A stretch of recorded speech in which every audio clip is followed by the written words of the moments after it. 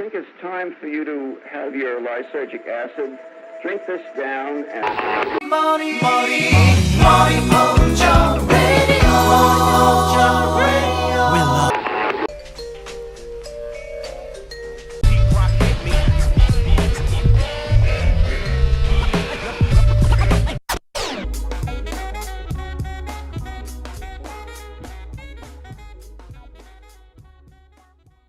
Welcome back to Rec Room Radio. Today we have a guest on, Robinson Crusoe, his fan favorite. We're going to be covering currently 3 books for today. The first one being The Closing of the American Mind by Alan Bloom. Second book is going to be The Age of Entitlement by Christopher Caldwell. And the final book is going to be Cultural Revolution by Christopher Rufo. With me, Robinson will be discussing the details of these books and how they affect the academia system and the modern societal landscape we are in today in the United States, and more.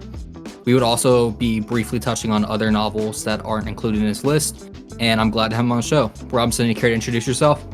Yeah, I go by Robinson Crusoe online, and I've been interested in politics, economics, philosophy, and religion for quite some time. And, you know, given the current political climate and the issues and problems with modern education, this is certainly a subject that many people will want to get educated about, especially if you're a parent and, you know, you have kids and whatnot. You want to make sure that your kids are getting the right kind of education, because there certainly is a specific kind of education that we all should have and we're all ordered to at the end of the day.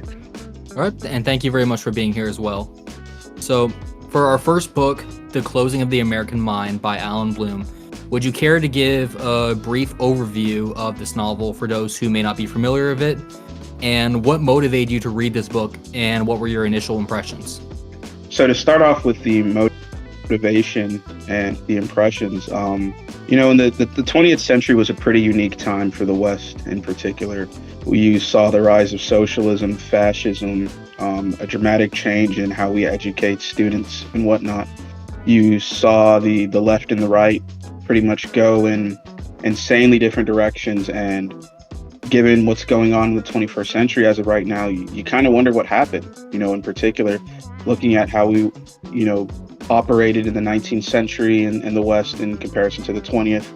And there were only a few people in particular that were really trying to figure out what was going on at this time. And at the center of it's ultimately education. So here you have this guy, Alan Bloom. He's mainly known because of the fact that he wrote the best English translation for Plato's Republic, and he wrote this book called, you know, The Closing of the American Mind. And when you're looking at the title itself, you know, it kind of captures you and kind of makes you want to read the book. And, you know, what is the American mind? And, you know, ultimately, how did it get closed? And the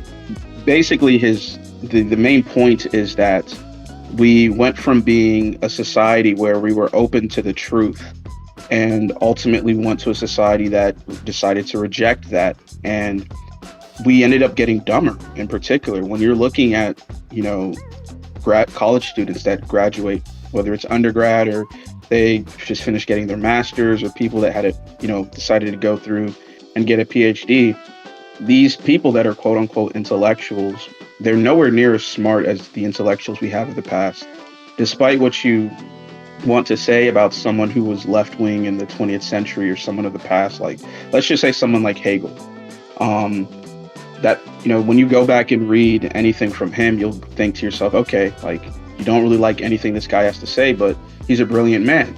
And if you're looking at, for example, on the right, even someone like Bill Buckley in particular, he was very intelligent. And when someone like Bill Buckley would, you know, have interviews on TV for things such as, you know, the firing line, or when we look at what Crossfire used to be on TV, it just seemed like Americans were a lot smarter back then. They had higher IQs.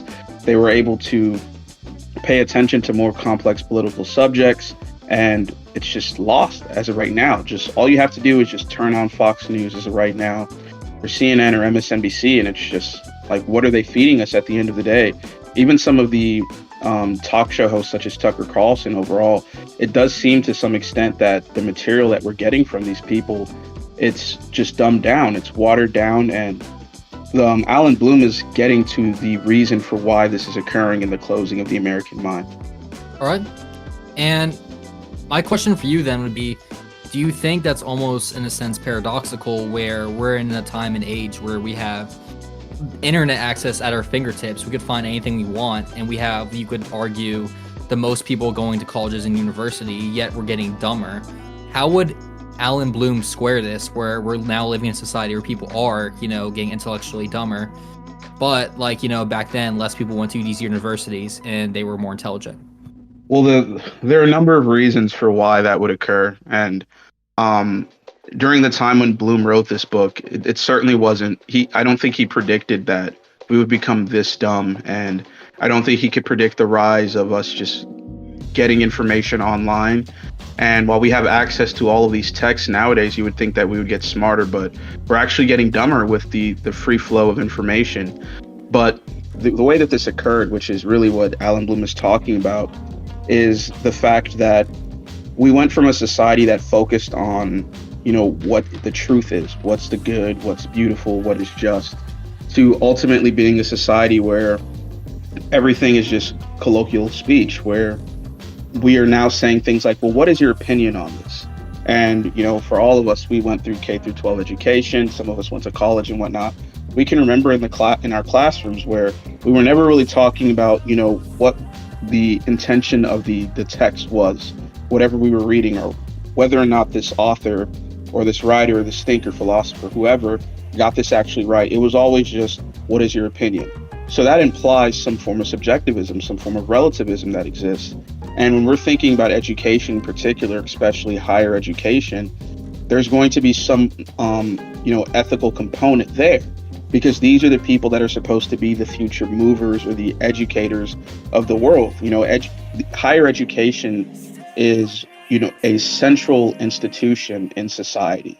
And traditionally speaking, in the West, the church was at the center of our civilization.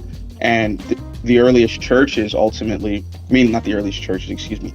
The church itself started the process of creating, the first institutions that are still some of the oldest institutions today. And with that came the moral component. The church knew that we have to educate people to make them wise, make them yearn for knowledge, because that was what we were ordered to. But all of this fades. And from Bloom's perspective, the reason why things became paradoxical is because we decided to ask ourselves questions in the past, mainly because of our influence from the Enlightenment, to then rejecting anything that could be viewed as objective from anyone with common sense. Thank you. And it's interesting you mentioned that, because there are a lot of old universities, especially in America, where they say that it is, a quote unquote Catholic or Christian university, but only as far as in name alone, where it makes you ask the question like, these used to be almost pillars of intellect in the time, but now it's almost fallen of grace. What did, in that regard, would you say could be a solution to get it back? Or what does Bloom propose for us to get this back? Well, the issue with the main issue with Bloom is that, and I don't really know if this should be viewed as a critique, mainly because he was just telling us what was happening with the closing of the mind, which I'll discuss a little bit more in detail, like right after I answer this. But I do think like one of the easiest solutions is just simply to have Catholic institutions that are trying to revive what we lost early on. Both of us know that during the 20th century, Thomism was kind of revived, and the church certainly tried to make this a priority so that what we knew in the past was something that was still maintained and defended in the present by Catholics or people that are interested in classical thought overall as a whole. But you don't see that at some of these Catholic universities. And, to make it to expand, even when you're looking at, for example, Catholic high schools or Catholic schools that teach K through 12 education, the classical way of approaching education is something that has died. And you can only see this at some private institutions today. Now, the issue there is sometimes at these private colleges, they're very expensive and they don't have the same reputation as a Harvard or a Yale or a Stanford. But we have to be willing to go to these schools if we want a legitimate education. But, at the same time, we can also just simply use the internet.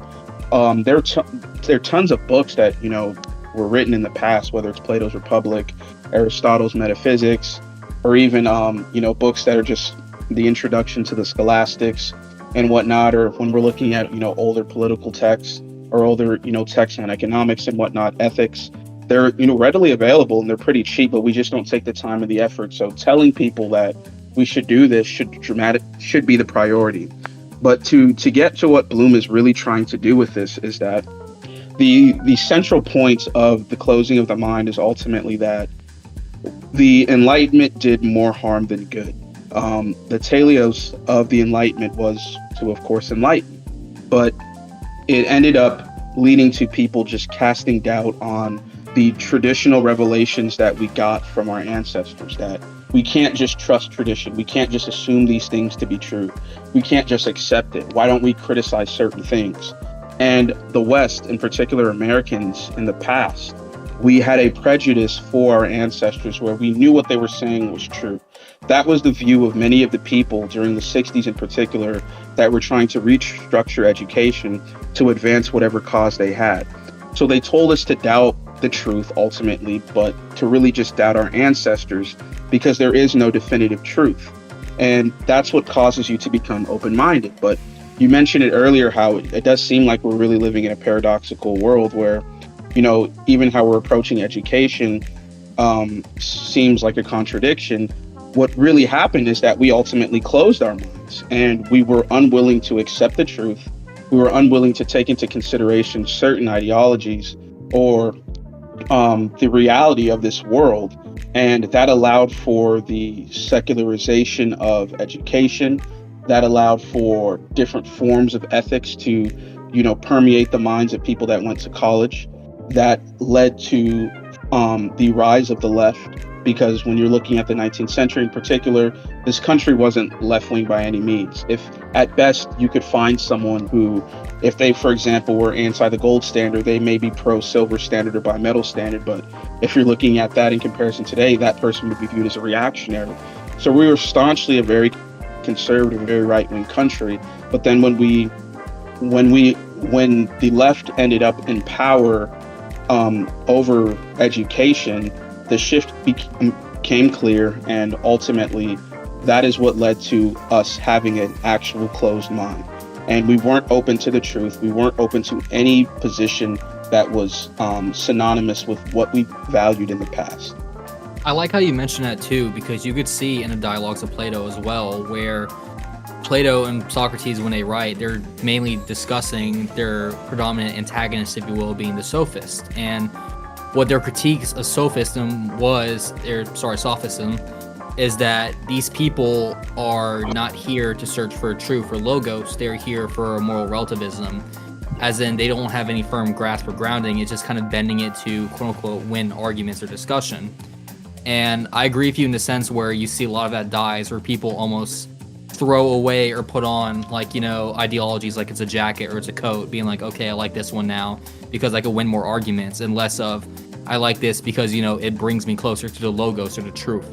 Yeah, it definitely does. In a lot of ways, we're pretty much disordered, and we're not ordered towards the truth anymore. And in the past, there was for the most part, we seem to be driven by the same views on everything, where something that was beautiful was quite similar to something that was true, which was quite similar to something that was just, moral, and it was ordered in the proper way. And ultimately, we had some kind of purpose that existed in the past. So when you're looking at education, the classical way of looking at things, which, by the way, in the past, we still viewed it from we still would consider it something that was a liberal form of education, but it was a lot different than what people would consider the modern liberal arts. But that ordering was something that was supposed to be very harmonious, it was supposed to be very peaceful, and it sort of soothed us in the right way, which is why society functioned and it seemed more united in the past. But the another interesting thing about this book in particular is, and this was something that was actually quite controversial, is that Alan Bloom seems to suggest that part of the reason as to why our minds were closed and why we got dumber is because of other things that we valued in society at that time. And, the both of us were avid fans of music, and we're both big time fans of jazz. I'm a big fan of blues in particular. I'm not sure if you are, but other classical forms of music in particular, these things sound really good. You can do pretty much anything that you want with jazz. You can listen to it while you're studying. You can listen to it while you're doing chores. You can listen to it while, maybe you're watching TV or doing something else in particular. Same thing with blues. But during the 60s, that was when rock and roll really exploded in the United States. And when you're seeing where rock and roll went from the 60s to the 90s, society was also getting dumber at this time. And the music itself seemed to be more immoral. Bloom sort of implies that rock and roll itself was bad for society and it made us dumber. And this is controversial just simply because while many of us are actually big fans of the classical way of looking at education, many of us are very right-wing, very conservative, maybe reactionary. A lot of us are still also fans of a lot of rock and roll, whether it's grunge music, whether it's punk, whether it's gothic rock, whether it's, just the old school classic rock, or maybe it's indie. But he didn't find this to be good because he felt as if rock and roll was something that was chaotic. It was disordered. It was destructive. It was anarchic. It was something that didn't order you in the proper way. And I think the second reason as to why this would be problematic is because, the other genres exist as well, such as, R&B expanded, hip hop and whatnot. At what point do you say that this is where music stops being harmonious and drives us towards peace and orders us the right way, and it soothes the senses to the point where it becomes anarchic and destructive? I like how you mentioned that because I could agree where, especially for classical music, there's entire schools dedicated to musical theory. And musical theory would honestly be what got me to jazz, because in high school I was in jazz band, and that's something that fascinated me a lot, thinking like the complexity behind this. And in both jazz and classical and a lot of forms of instrumental, you don't really see these aspects in, let's say, modern rap or other genres, like you said, rock and roll. And to a sense, it gets frustrating because people nowadays like to say, well, you have your music taste, I have mine, all music is equal. I don't agree with that. Like, to call the works of Handel and compare that to, let's say, dubstep, or guys like that, it's just insulting to me because of how much passion and energy is put into these classical pieces that have stood the test of time, honestly, and lasted for hundreds of years and surely hundreds of years more. And that's an issue where I also see, I know Bloom touches this as well with the moral relativism, where we're going into a society of more liberalism, more moral relativism, all these concepts like that. And that frustrates me in a sense where, no, we used to agree that there was one, you could say there's objectively, this is good music and this is bad music. People are almost, dare I say it, afraid to say that now, because in liberalism, I always say this, you could argue and debate all day long, but you can't put action into this. At the end of the day, liberalism says everyone's opinion is just that, their opinion, which is one of my major critiques of it that I feel was lost, especially post-Enlightenment era. But a question I have for you in regards to this, I know that Bloom talks directly about the crisis in liberal education, and he also talks about, like I said earlier, relativism. We touched on a lot of this, but to what extent do you think his concerns about the state of education in the 1980s are still relevant today? They're more so relevant now than ever before, mainly because we believe in subjectivism now more than ever before, at least to some extent. But I think the interesting thing about this is it goes back to the paradox that we see in education today, where you had these people where they pretty much subscribe to the central purpose of the Enlightenment. And it was supposed to, enlighten our minds, and we question everything. And at the end of the day, we can just utilize pure reason to come to the truth or come to conclusions, regardless of how opinionated those conclusions are. And the reason why this is so odd is because when you're looking at it in modern times in particular, it does seem as if the left has created a new objective form of education. And if you're someone that doesn't adhere to that, which is definitely something that a lot more people are writing about, in particular, Rufo is someone who, talks about this in the third book, which is what we're going to address. Then you're someone you're not interested in the truth now. So they went from trying to question the truth and to question tradition to embracing a new tradition that was built by them, and now we have to accept it. So what he was talking about in the crisis of education during the mid to late 20th century is certainly more of a pressing issue now than ever before. And you're seeing this, like, even if you're someone who you doubt this, all you have to do is take into consideration how many people feel on college campuses, how many parents feel about their kids going to college nowadays, and how many people in academia in particular feel about these things. You can find someone that's very intelligent, where they're teaching at some institution. Maybe it's not Harvard, Yale, Stanford, Princeton, or some of these other, East Coast private schools, but they're teaching at some Southern school or some school in the Midwest that's lesser known. They talk to you about the frustration about education, and how the new people that are in charge of education and how they're in charge of liberating the minds of people and making us smarter are, ruining people ultimately. Like I said before, if you go back and you look at intellectuals during the early part of the 20th century and you just compare them to intellectuals on TV today, or what many people would describe as public intellectuals, not even people who have PhDs or, are fluent in multiple languages, you'll see that, now we're still getting stupider and stupider and stupider. And when you're looking at Zoomers nowadays, like some of them, they struggle with basic concepts that would have been foreign for people to struggle with in the past if they graduated high school or college. An example of this is, I can't remember the professor's name, but she taught at Harvard. And she spoke about how if someone was in college, let's just say in the 60s in particular, and they were deciding to pursue the liberal arts, regardless of what it is, whether it's philosophy, something in the humanities, political science, etc. She expected them, or a professor back then would have expected by at least the 10th grade for them to have read The Genealogy of Morals by Nietzsche. But how many people right now are in the 10th grade and have read something like that, or even let alone know who Nietzsche is and anything that he's written? Unless if you're on Twitter, or you're someone who, maybe you went to a very good school, you don't know who this person is.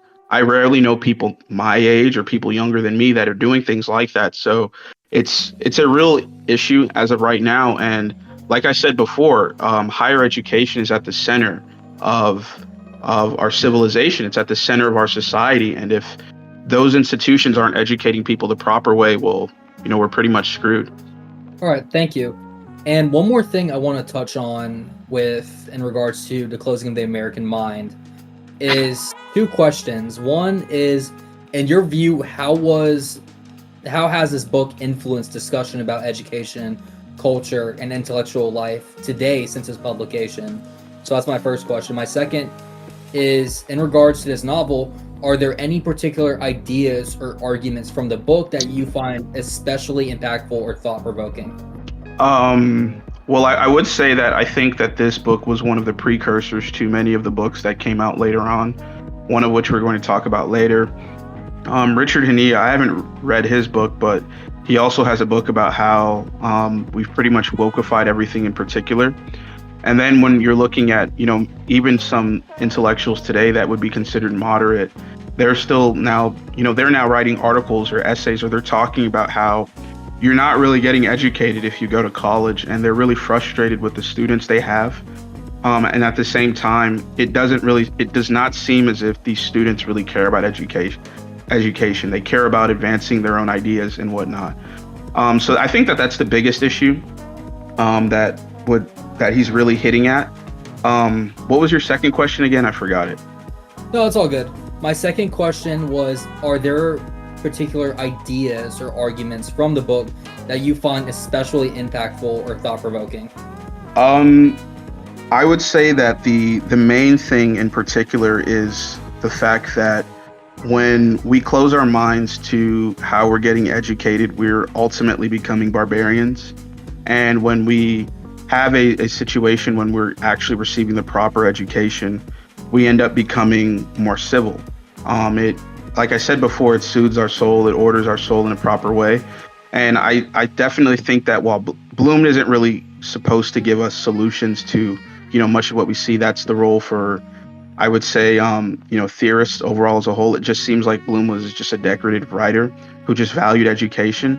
But ultimately, he's mainly trying to tell us like why education is so important, and it makes us civil, and there is a proper way. So this is one of the books that I would say that at the end of the day, if you're someone who's really interested in the classics, you will really find very interesting, and that's the main thing there. All right, thank you. Ladies and gentlemen, that is The Closing of the American Mind by Alan Bloom. He is, I would say, definitely would be a descriptive and less of a prescriptive writer, as Robinson said, and those are later to come. And speaking on that, we're going to be going all over to our next book now, which is The Age of Entitlement by Christopher Caldwell.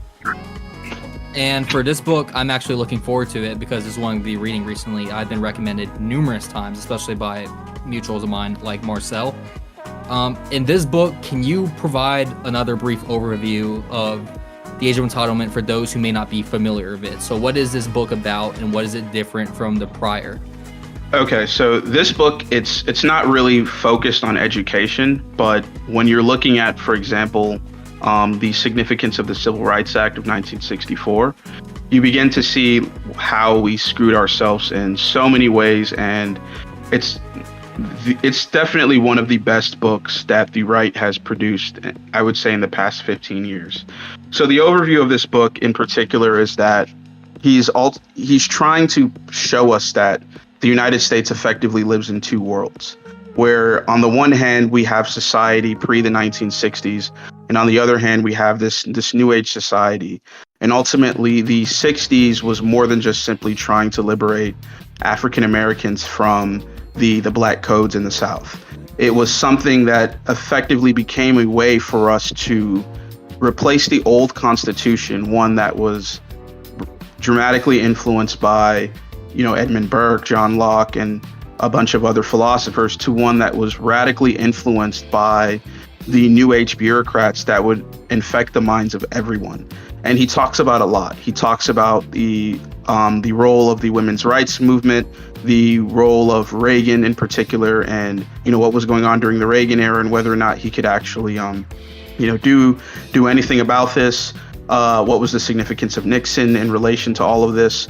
But the main point that should be driven home by everyone about this book is how important the Civil Rights Act of 1964 was, because it was bigger than just simply, okay, you can't discriminate as a private business or or you can't discriminate if you are a public servant against African Americans or Black Americans in particular. It became something much more pervasive, to the point where it became the new Constitution, and nowadays it's governing everyone's lives.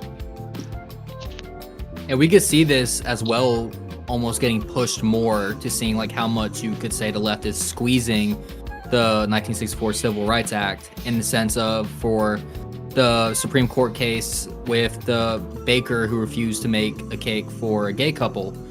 And I'm curious, do you think that also has implications rooted in the Civil Rights Act? Yeah, it absolutely does. I mean, in general, the Civil Rights Act of 64 in a lot of ways did pretty serious damage to the First Amendment, and at the same time I will say that many people would actually find that comment that I just made quite controversial. And it was because in general we lived in a society where we actually believed in the right to exclude someone from, private communities, or to not associate. I mean, the First Amendment points out that we have the freedom to associate with certain people, but the Civil Rights Act of 64 eventually became something where the state could decide, whether or not this form of disassociation was wrong and harmful. So the example that you gave with the baker is definitely one of the best examples you could, give to show the impact of the Civil Rights Act of 64. In general, people usually try to focus on the fact that, well, as a private business, now you just don't have the right to discriminate. But it really wasn't. That wasn't the main issue. The main issue was that you have these new age bureaucrats, and with the rise of things like affirmative action and PC culture, you now had to treat people a lot differently than how we would have treated them in the past. And in regard to this, to have a little bit of pushback for you, you hear commonly people would say the phrase for who are against the Civil Rights Act that if we would have left the markets alone and private businesses do best, the ones that did not provide for everyone would eventually close down because they'd be outcompeted by the businesses that are allowing everyone to go there. So let's say a shoe factory, for example, I'm in shoe factory A, you're in shoe factory B. Your shoe factory only caters to white people while mine caters to everyone. And in theory, mine would beat you simply because I have more of a consumer base than you do. What validity do you find in that? And do you have faith that the invisible hand would have solved this issue instead of the Civil Rights Act?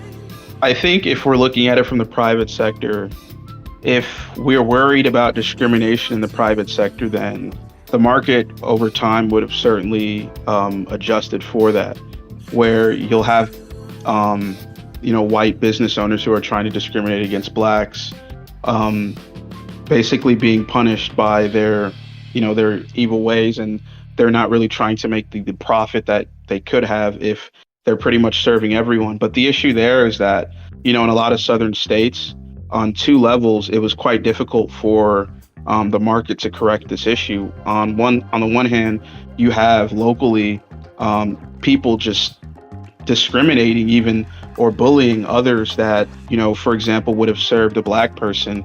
But on the other hand, you actually had laws that prevented a business from serving black people. And that, I think, is ultimately what hindered the market from doing what it normally would have done, which is correct an injustice naturally. But again, I don't necessarily know if this would be a compelling argument to maybe say that we should get rid of the private discrimination that had existed in the South. In Caldwell's book, he never really implies that the Civil Rights Act of '64 was so immoral. He just points out that it was something that had unintended consequences, and we either have to live with those consequences or maybe go back and correct some of the things that occurred before, but that's still very difficult. So he's very much a proponent of the Civil Rights Act of '64 and acknowledging that there was a serious problem in the South, although many people who tend to be libertarians or paleo-conservatives would certainly disagree with that, since the right to discriminate is absolute to most of them. Okay. And in more of a historical perspective then, in what way does Caldwell examine the historical context leading up to the present era of entitlement? So he doesn't really provide much of a historical context. It's pretty much just assumed that, things were bad ultimately. But the thing that he does, I think in particular, is he points out the history of laws that occurred after the Civil Rights Act of '64 and how it expanded. So note how I mentioned earlier that affirmative action and political correctness were two things that were results of the Civil Rights Act of '64. He has this quote in his book about both, where he's saying that affirmative action and political correctness were the twin pillars of the second Constitution, which was the post-1964 Constitution. And those were really the civil rights that people gained at this time. And he goes into detail about how, for example, the Civil Rights Act of '64 started with trying to just address issues dealing with African Americans, to then being things where we're going to focus on, women or gays or, just the LGBTQ community overall as a whole. You can pretty much expand this to Hispanics. There are many Asians in particular that are trying to benefit from this. And it was because when you're looking at African Americans in the South, it was clear that government was preventing many of them from advancing in society. All these other groups all of a sudden said to themselves, well, hey, look, we're also being threatened by the original United States, the original culture that existed in this country. So we need to be able to advance as well. So it eventually became something where we're going to provide benefits to all these different groups, along with when it comes to political correctness, combating the minor foolishness that you see within the masses. And the Civil Rights Act eventually became something that was going to, treat this problem.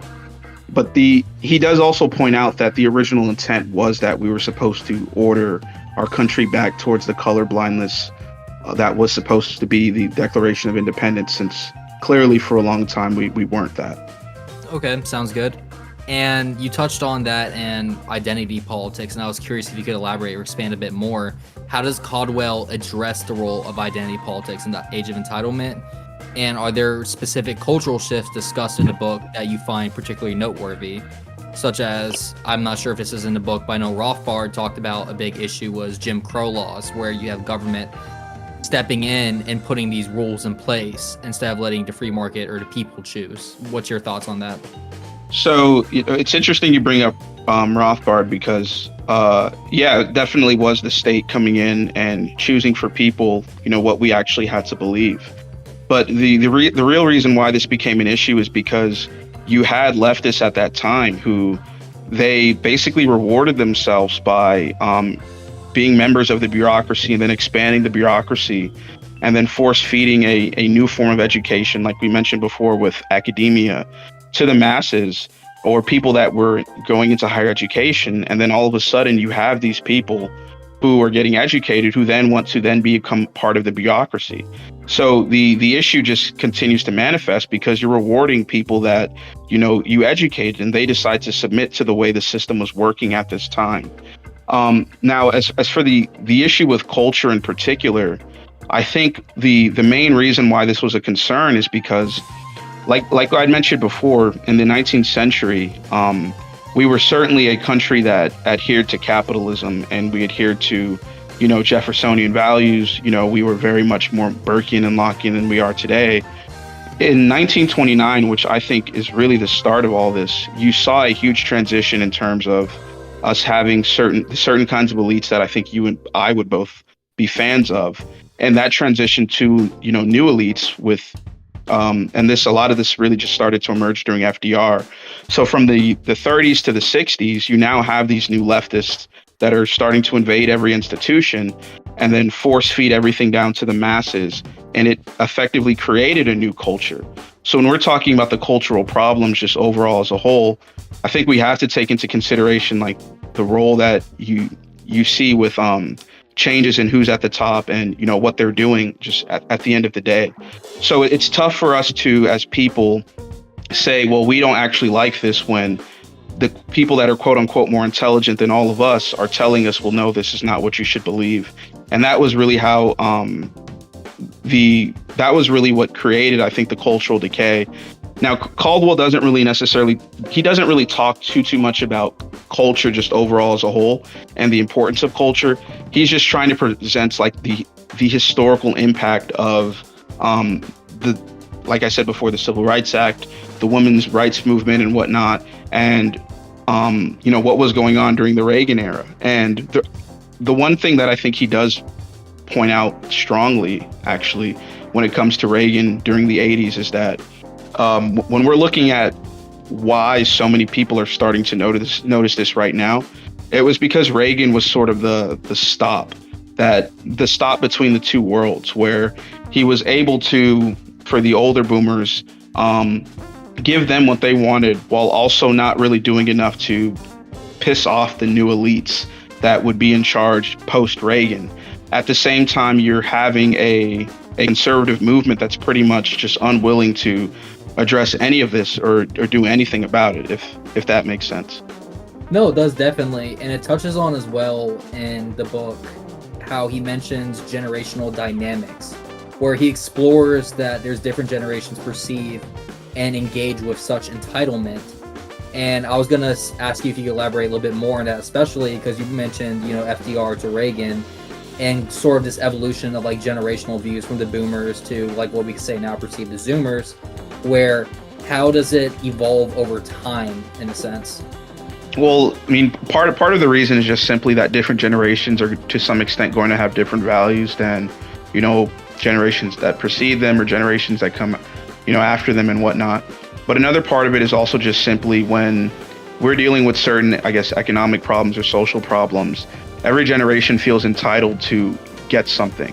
So when you're having a very expansive government, when you're having a very hands-on government that's telling you we're going to do all these things for you, that's effectively what creates the entitlement. And boomers in general, they had certain expectations given the significance of our country.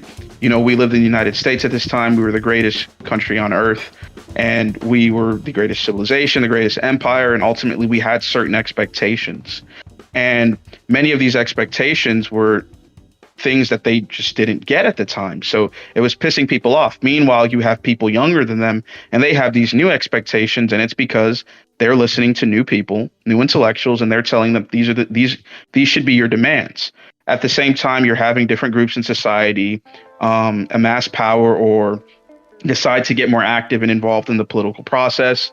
And when you're looking at, for example, the benefits that a lot of African Americans received because of the civil rights movement, you're going to get other groups doing the same thing. And then when you're looking at, for example, Zoomers in particular, or even some millennials, this is just all that we know at this time. We expect, handouts. We expect government to be very hands-on. We feel as if we're entitled to a lot of things. We also hate boomers in the past because we feel as if they've squandered, the wealth of this country in particular. They're able to get Social Security benefits, but we won't. They had better access to healthcare. Things were cheaper. So we're demanding all these things. And when you're looking at politicians in particular, if you want to get elected, the best way to get elected is to promise something to someone. So there were different generations of intellectuals and politicians promising things to different groups. And that's what creates the generational divide. One generation expects their demands to be received, and they're going to criticize the other generation if their demands aren't the same, or if they feel as if, we're too entitled because we didn't have to deal with the same things that our ancestors did in the past. Okay. I know you mentioned earlier for the previous author we were discussing that Bloom was more of a descriptive, not prescriptive author in his book. Would you say for Caldwell, though, it'd be the opposite, where he's more prescriptive? What do you think, like, policy or societal solutions did he recommend to address what he sees as an issue relating to entitlement? And what are some of your opinions with these implications in his proposed solutions? It's interesting that you bring this up again, because one of the issues that I have with a lot of these writers is that I feel as if they don't want to tell us what are the solutions to all of the issues that we're dealing with. I don't know if it's because A, they just don't have the solutions themselves, or B, it's because they're worried that they're going to be attacked or ridiculed by so many people on the left and on the right. So he didn't really have any solutions to this, which is definitely something that pissed me off. It frustrated me. But he was just sort of telling us that, look, we have all these issues and we have all these problems, and if we don't fix it, well then, what's to occur. But I do think to some extent Bloom and Caldwell are of the same mindset, that there's this concept that many people talk about in modern times, which is that we have to get to colorblindness through the law and whatnot, and that's how we fix all these things. But that begs the question, well then how do we do this? What's going on? And then the second question after that is, do Americans even want this? So again, we're left with wondering and trying to figure out what's going on. And I mean, not trying to figure out what's going on, but how do we fix this? And he doesn't do that. But luckily the third author, he has a few solutions. But I would say that if you were to ask me, what are my solutions ultimately, I do think that states in general certainly have to be willing to take power and say no to the expansion of the civil rights movement. Because if we're someone we're even looking to strive for color blindness, we can't do that with the Civil Rights Constitution. It's just impossible. We certainly would have to go back and remember the ideas and the values that our founders had ultimately. Yeah, and I'm glad you mentioned that, because we said earlier of the unintended consequence, and when you're talking about colorblindness in today's society, it comes with almost like an asterisk mark on it, where it's like color blindness, but more rules for thee, but not for me.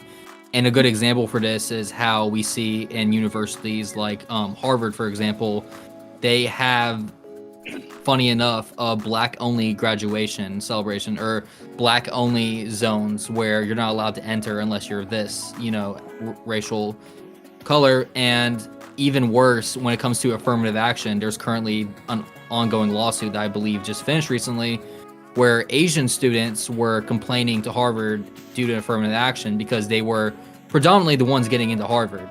And they noticed like, hey, you guys are artificially deflating our SAT scores to bring in other people who had lower scores than ours and get them in there just to fill a quota or a check mark, where it's becoming almost a sense of diversity for the sake of diversity alone, as in we're just checking a box or meeting a quota, which I think is very unfortunate, especially in a form of academia.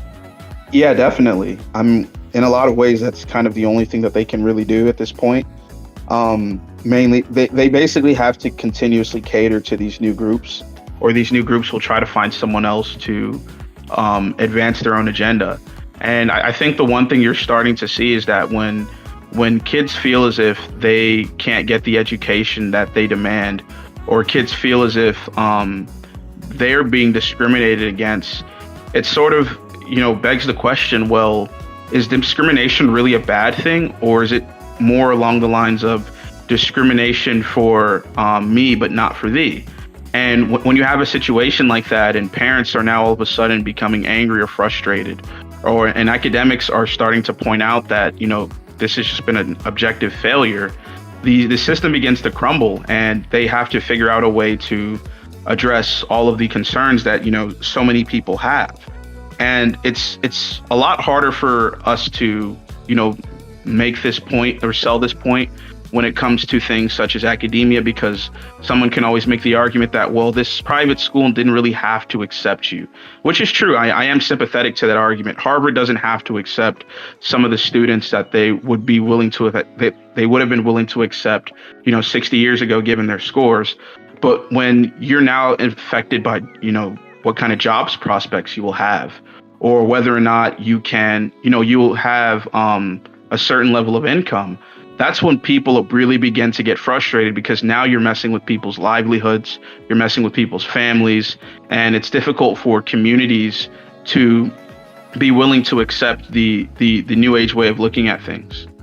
Yeah, and I know this is a bit off topic, but that reminds me of a writer, Thomas Sowell. I'm sure you're familiar with him, where one of his critiques to affirmative action, where he feels is almost alienates people that it tends to benefit, because he put it as when he was younger going to university, let's say a surgeon, he is an African American, and he said he would have to work twice as hard as everyone else, but because of that, everyone in his field would respect him because they knew he had a lot of other hurdles to hop over than the rest of the people, as in he didn't have his parents going to these universities. He had to work and, excuse my language, bust his ass off to get there. While he would argue because of affirmative action, you can see statistically that a lot of these minority groups that are being sent to these colleges that are above their SAT scores or above their academia level, they tend to drop out and be almost a drag to the curriculum and the courses where the classrooms they're in. And they almost get pushed back and alienated because people feel like, okay, you just got here because of a handout, which is unfortunate. But that's why Sowell, for example, would argue it's better to go to, let's say, a middle or average road academia or university. And if you could prove your worth there, as in you work, you get good grades, let's say you make the dean's list, you could eventually go to these better colleges. Do you have any thoughts on that, or would you say that's pretty solid in line? Yeah, that's pretty solid in line. And, Sowell's really good at addressing civil rights legislation, and he's really good at addressing intellectuals and race and whatnot.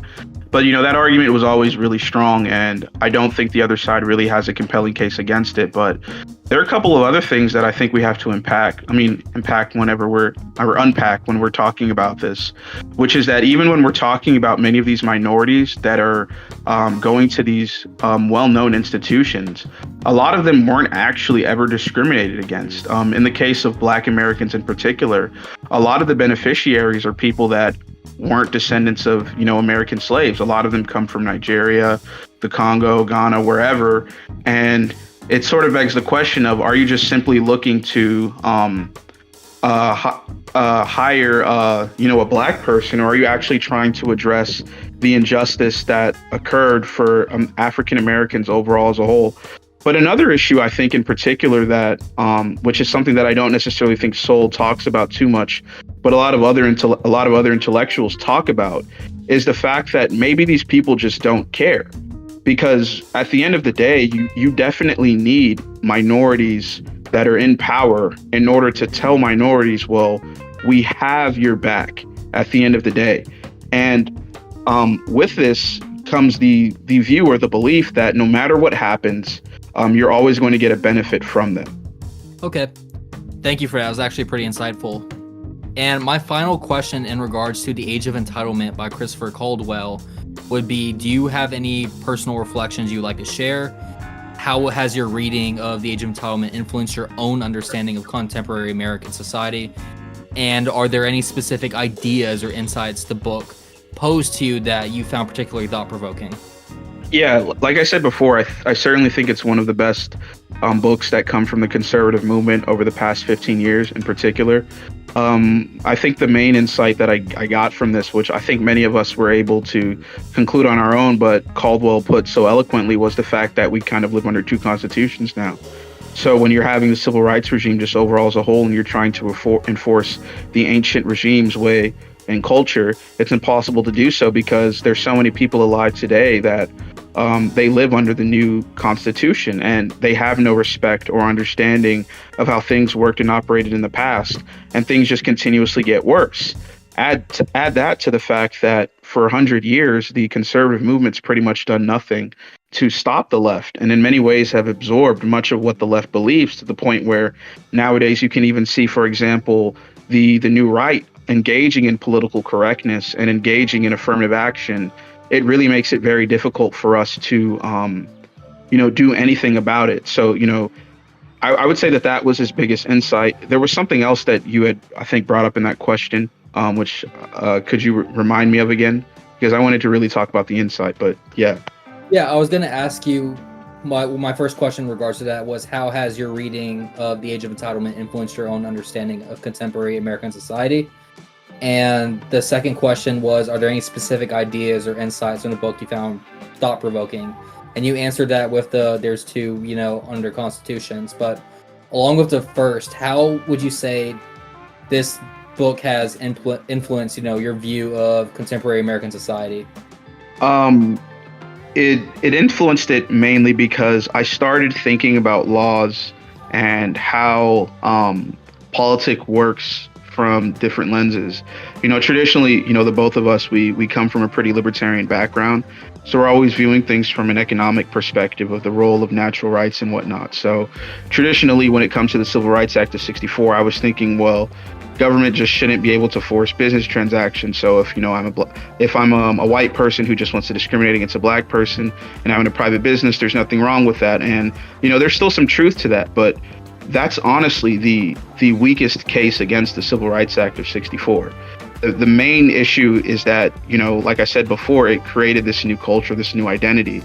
And, if you take into consideration, for example, how the Patriot Act was used against Islamic terrorists, and it helped to create the rise of the surveillance state.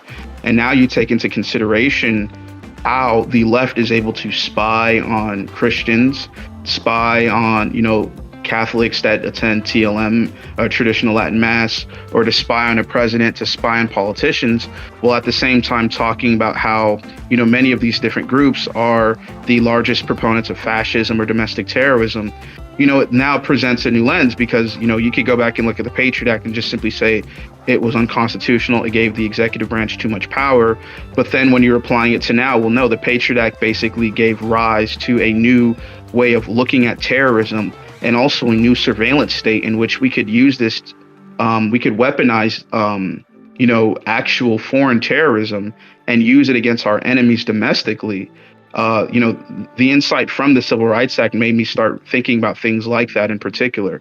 And even just simply, Ronald Reagan, again, going back to libertarian arguments in particular, when you're looking at it, it's just always, well, He just increased the size of the government, and he potentially, he brought us nearly on the brink of a war with the Soviet Union, and, he raised taxes, even though in some instances he cut taxes. Yeah, all of that stuff is perfect to criticize him for, but the main reason as to why the Reagan Revolution failed, outside of the argument that Pat Buchanan usually gives, which is that, neoconservatives basically just took over, is just simply that Reagan was actually a moderate in the sense of that he moderated the frustrations between two different generations that lived in two different worlds. And if you had someone to the right of Reagan that actually would have rejected that way of thinking, we may have had serious conflict. And if we had someone to the left of Reagan, you would have had the old boomers being more frustrated than they were. So in a lot of ways, while Reagan was a failure, to some extent, if we're just thinking about the social cohesion of our country, he prevented us from a serious conflict during that time. But the conflict inevitably we see today in society in real time, and it probably culminated right around 2016.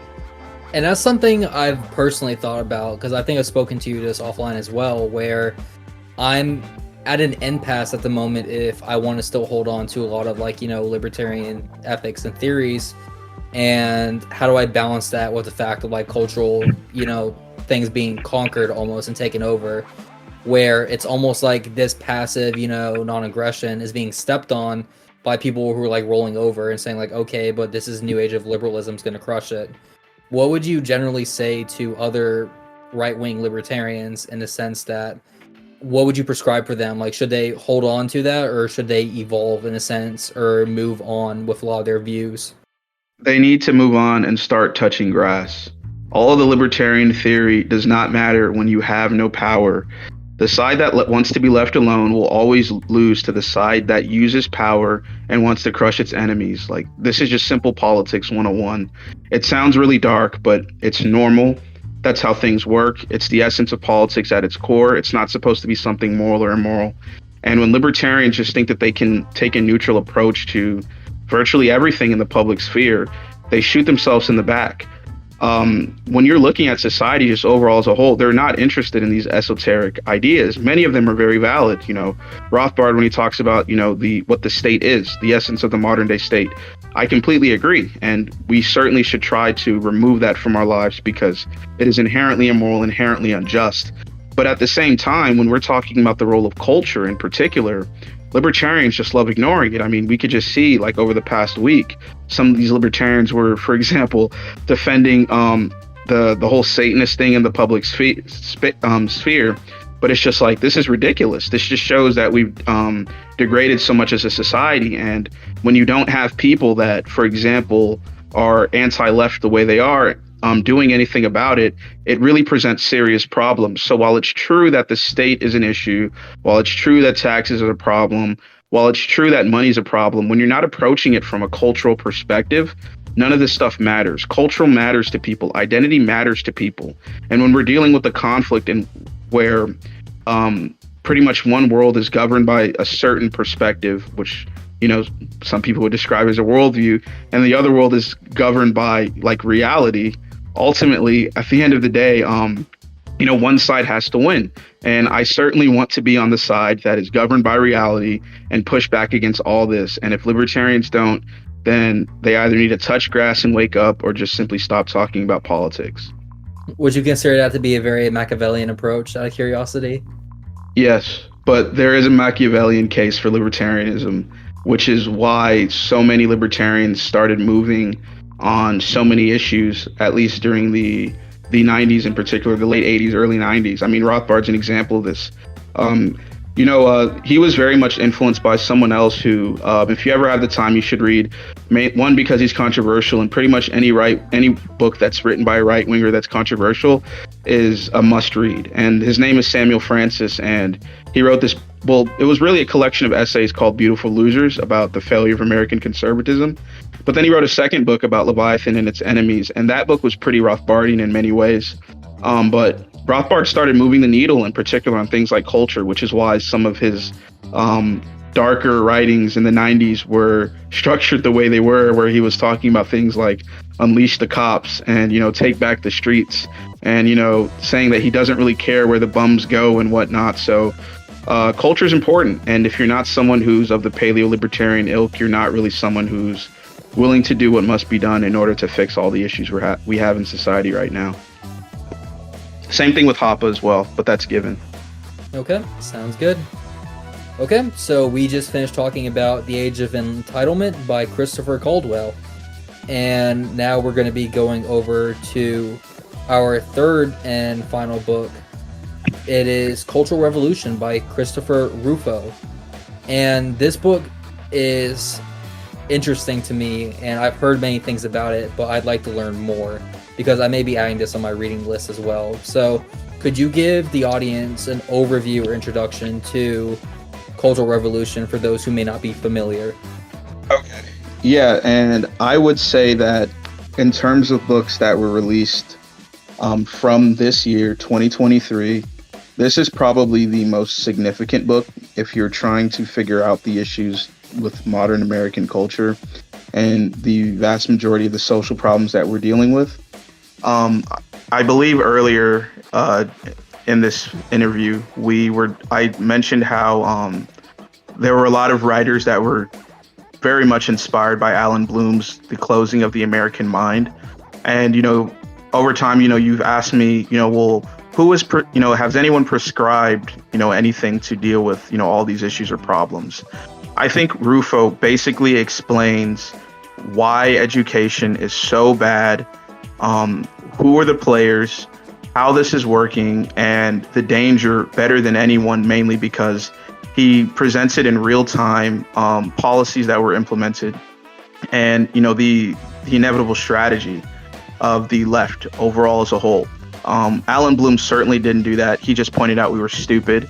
And when it comes to Christopher Caldwell, it's just the issue with the Age of Entitlement is fundamentally that with the Civil Rights Act of 64, when it creates diversity hires and whatnot, and all of a sudden these people are now going back to work for higher education, they're just going to force feed the same nonsense to the masses.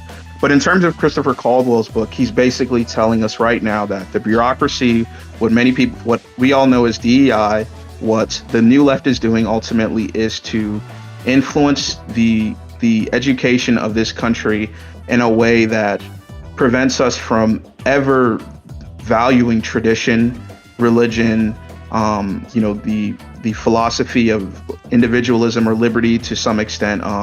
Any idea that would have come from, the classical way of looking at things, the scholastics, the beliefs of our founders or the beliefs of, early political philosophers in the 19th century.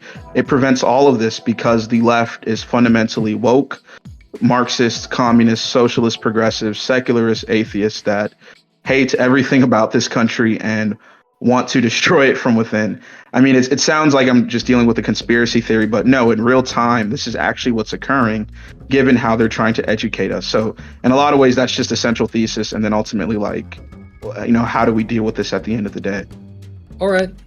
And for along that, I'm trying to think of how I want to pose this question. What would you say is the main critique that he has in characterizing the Cultural Revolution and its impact on various institutions? Wait, can you repeat the question real quick? Yeah, no problem. What do you say, more along the lines of a central theme, does Rufo characterize the Cultural Revolution and its impact on various institutions? The central theme is basically that the United States effectively had a long state commitment to the concept of separation of church and state. And the main reason why is because when you're going back and you're looking at during the time of the founding of the country or pre the founding, Europe was pretty much in chaos with all the religious wars that it was dealing with. So naturally you would think that, religion was the fundamental issue with societies and civilizations. So you had to separate the two. You ultimately had to have different realms. And you could delegate this issue or this problem to private citizens and private institutions, and you could fundamentally make, the public institutions neutral. And at the same time, with all of this, you can have some kind of, common moral consensus that would exist, and we would be okay. And it seemed to work for a while, but at the same time, clearly when you're looking at where we are today, like it just doesn't work anymore. And back then we had, three presuppositions that we could, look to prevent, the disorder in society, which is the first, which is just the traditional stereotypical, well, we believe in limited government. So if the state's not really powerful, then we don't have to worry about anything. And if you add this on top to a robust society, pretty much everyone will be able to leave each other alone and not really worry about, infecting everyone with whatever nonsense that they actually believe. When more goods are being produced and you have a better culture, everything works. So, this is kind of in a lot of ways synonymous to libertarianism, but not so much. But then the third thing is that we're just going to have, like I said before, the moral consensus, which was based on Christendom in a lot of ways, like Western ethics and Western culture. But these conditions collapsed, and or the presuppositions were basically led to being irrelevant ultimately at the end of the day. And that's pretty much what the book is based on, ultimately, that because all of this happened and the left comes in and takes charge, you're now seeing a 100-year transition from where we were in the 19th century to where we are today. And I wanted to get more, you mentioned critical race theory and wokeness, and you hear this word or definition be so interchangeable where it's almost like everyone has a different version of like what is woke or what is critical race theory. I know a notorious figure who does this is Eric Dyson, especially in his, dare I say, horrible novel, White Fragility, which I would not recommend reading unless you want to torture yourself or to get into the mind of a leftist. But in what sense would you say that Rousseau specifically talks about critical race theory and wokeness? How does he define it, and what critique does he have of these concepts? Well, I don't actually remember specifically what his definition was again, but you certainly are right that everyone has their own definition. But I think 2 points that are pretty much clear, which is number one, when something's woke, it's pretty much common sense and it's blatant and you can see it. But number two, it's pretty much that we live in a society where there's certain groups in society that feel as if they don't belong in the society. They're not included overall. They're not included within the society. So ultimately, like, to be woke means that you're trying your best to equalize the playing field while at the same time cater to their identity, their culture, their background, while at the same time trying to subvert the culture that existed in the past, because the culture that existed in the past was not inclusive. Wokeism is basically synonymous with inclusivity ultimately, but the interesting thing about that is it's only inclusive for people that bow to the altar of liberalism, bow to the altar of secularism. And this is interesting because there's the French phrase where when you translate it into English, it's no enemies to the left. When they're really talking about inclusivity, they're really just talking about the inclusivity on their side. If you're to the right of them, you just can't be allowed to flourish in our society. We're going to treat you like a second-class citizen, very much like how those in the past were. So to be woke pretty much means to basically impose the regime that existed on the right for over 100 years and their views on the right, and the left now becomes the dominant ruling class overall. That's pretty much what wokeism means. And if that's the definition you say or explanation of wokeism, how does that correlate to critical race theory? What's the distinction here? So what is critical race theory then? Well, it's effectively the theory that allows for all of this to occur, which is pretty much that, there's things like intersectionality, the essence of races attached to morality, and the historical the history of certain groups in society and how they were basically oppressed, where ultimately you have like all these different systems of oppression. And when you're looking at the ancient regime, it was basically designed to prevent people that come from different backgrounds from being able to be successful. So we need a new way to criticize all of the institutions that had existed in the past that were all built off of the West, and to, create new institutions that would be designed to advance the interests of third world countries, or people that are descendants of, people that they can trace their ancestry back to third world countries. Again, like one of the interesting things about like both when you're talking about like woke or CRT is that the definitions themselves don't really matter. It's really the impact of these things. So you can define it however you want, but if you're not getting the impact straight, then it really doesn't matter. But both of them are basically built off of the notion that the traditional way of looking at things does not matter, and we should question all the prejudices we had in the past. And one of those things in particular was just simply the role of race. Race was basically redefined. It wasn't just simply something biological, it was something that dealt with the essence of who someone was, and that was attached to morality. So even when we're talking about, for example, the nature of like someone, the left all of a sudden reconstructed that. So now ontology does not have like any neutrality. Now it's something that's moral, and that's where the left was really trying to go with everything. So now ultimately, I hate to use the word like reverse racism, but that's pretty much what ended up happening, if that makes sense. Okay, and I've heard this said before, but I want to get clarification. Is it true that critical race theory does have elements and origins in Marxist teaching and thought? Yeah, the simplest answer is just yeah. When you're going back and you're looking at some of the biggest proponents of it, like Herbert Marcuse, Angela Davis, there were two others in particular, Derek Bell, Paulo Freire. All these people were pretty much radically influenced by, Marxism just overall as a whole.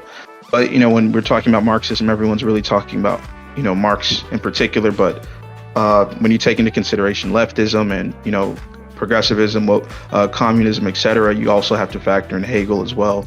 So many of these people were very much Hegelian in nature. And that's really who is to blame for, the vast majority of this. It's not really Marx, because the economic system itself wasn't really something that you could really see permeate the West, just given the fact that, the system itself is just an objective failure. But another thing is that whenever you have, big companies, big corporations, telling them to basically downsize or basically be controlled by the public institutions, that's just a no. You need to figure out a way to get entrepreneurs and to get people on the board, get directors, to get managers to get on board with all of this. So to go back to the definition itself, like in a lot of ways, there's this new universality that exists, and a universal class now emerged, and it was a mixture of certain like white progressives with different ethnic groups and different newly protected classes like the LGBTQ community and whatnot. Thank you. Rousseau often presents case studies to illustrate his points. Can you discuss any specific case studies that stood out to you? What specific like kind of case studies? Are you talking about like, for example, like certain things that happened that just showed like how crazy these people were, or are you talking about something particular dealing with like academia? I would say both. So what comes to mind is what I think about Berkeley, and this was a few years ago when Ben Shapiro was speaking, and it was almost like riots and destructions at UC Berkeley to get him to stop speaking. And I was curious at all, because I know Rufo touches on the elements of cancel culture, but that's going to be a question later.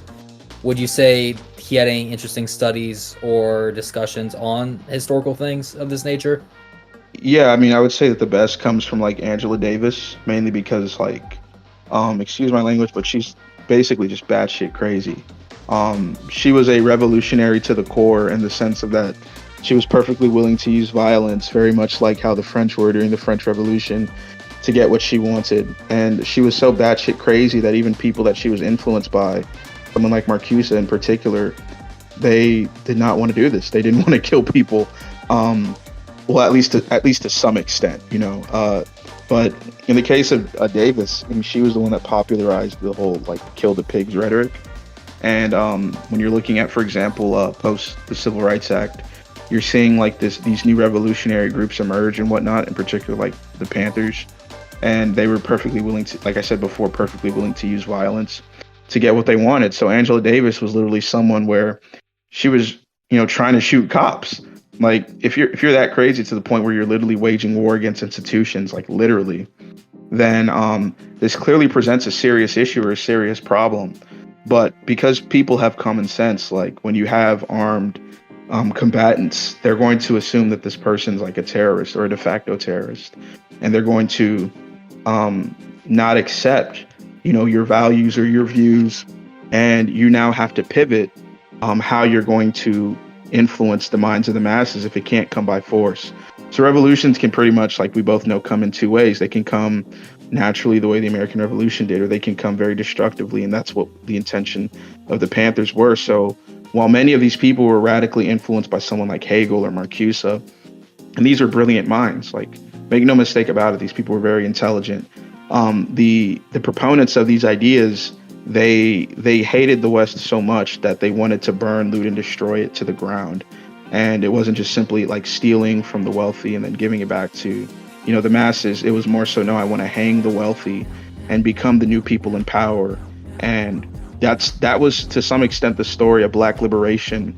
There certainly were some valid elements, when you're looking at, for example, the Nation of Islam. They certainly promoted Black liberation to some extent, but they were never violent. They always said to themselves, like, look, if you're going to be violent with me, I will be violent with you.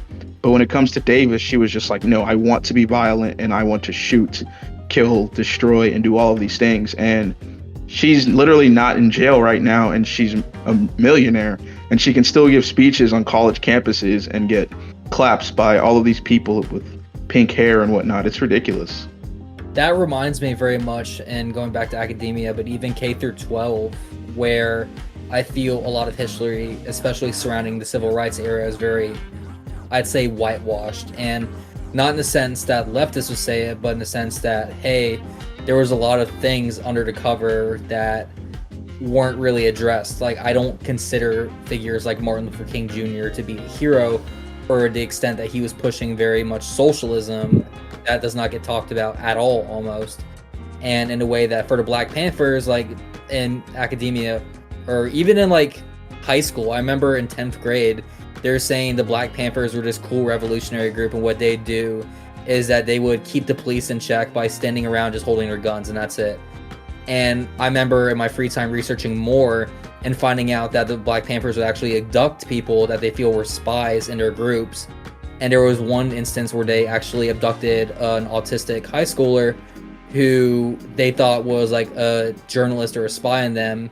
And they ended up killing him by tying him to a chair in a basement and getting a bowl of scalding hot boiling water and tossing it on him again and again and again, to he eventually just pass out and die from burns and like, severe burning of the skin and pain. And later afterwards, a lot of these people were let go because of they couldn't have enough evidence or affiliation on them, when it was clearly at their location, at their headquarters, where they abducted a teenager basically. And because he didn't answer his questions, they just started burning him to death with like scalding water. And none of that really gets talked about in like classes, because American liberalism has to force this like notion that, okay, we were struggling a bit with racism, but here comes this guy like Martin Luther King, and then it all just poof went away, everything was great. When that's not really historically what went down. We're seeing this today, unfortunately, in academia. Like you brought up perfectly, the people who are saying like, I want to kill cops, but you see hypocrisy where they're like, yeah, all cops are bastards.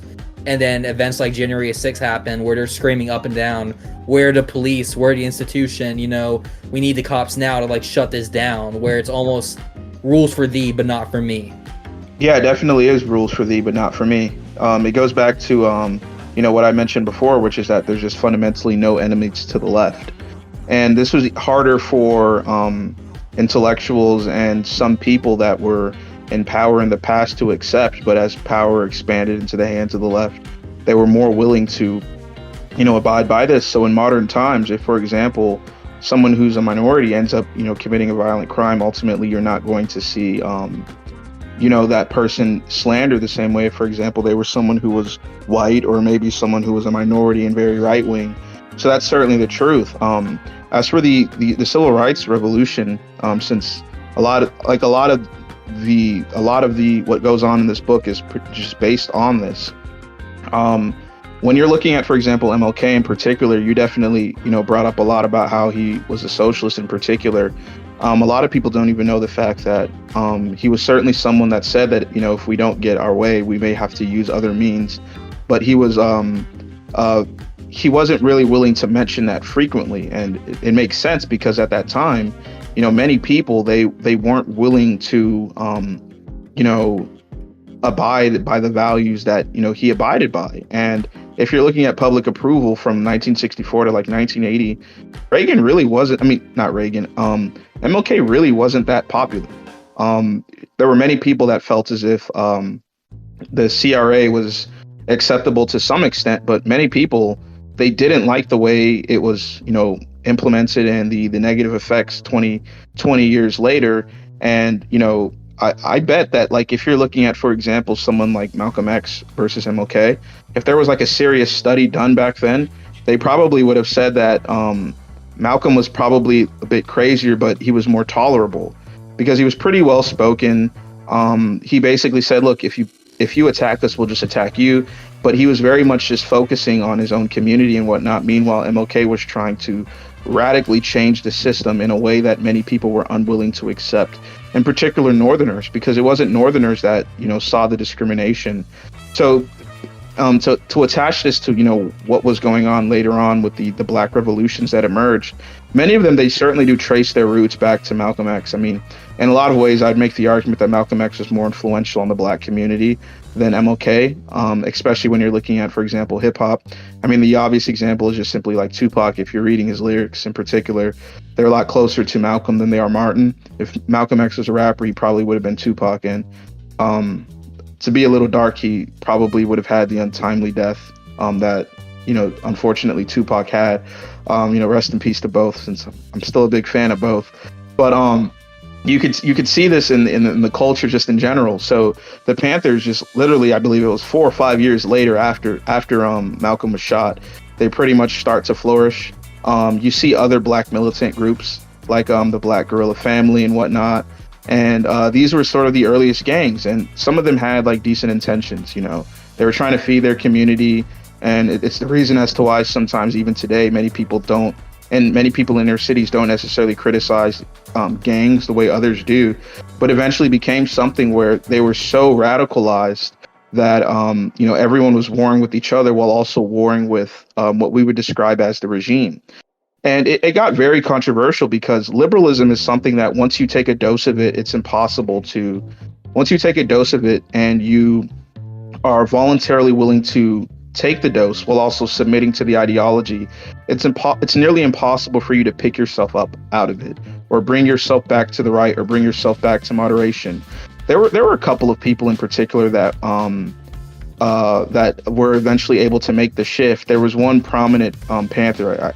I can't remember his name right now, but he was actually someone who was very woke, and then he eventually became a born-again Christian and a Republican, and he was giving certain speeches and whatnot at certain conservative conventions. But in general, it's difficult to get out of the ideology. And what you then see is that liberals even started beefing with other liberals. Huey Newton was an example of this, where many Panthers were very upset that he started talking about intersectionality, or he was one of the earliest proponents of things like that. He started talking about the plight of Palestine at a time when many Black people were basically just saying, dude, you really just need to talk about what's going on in the United States. So it became something where it went from being this pro-X group view to now we have to basically include everyone. And that is how the left was able to unite and create the universal class. Fred Hampton's another prominent Panther. He died when he was about 20 years old. I will say, in his case, even though he was a revolutionary, it was pretty clear that like the CIA and the FBI did some pretty sketchy things in terms of like spying, and then he ultimately died. And there was controversy about whether or not he had a firearm, but back then it was pretty much easy when you were a government agent to get off a crime and whatnot.